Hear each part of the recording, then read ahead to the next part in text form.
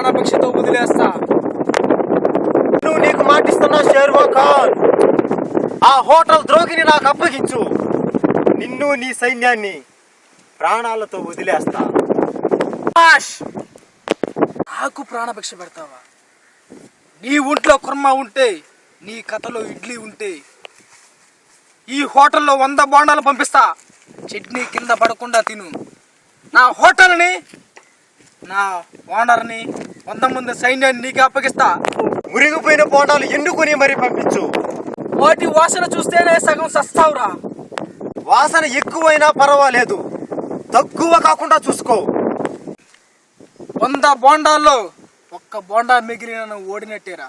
1 బోండా కాదు షేర్వా ఖాన్, 100 బోండాలు ఒకేసారి పంపించు.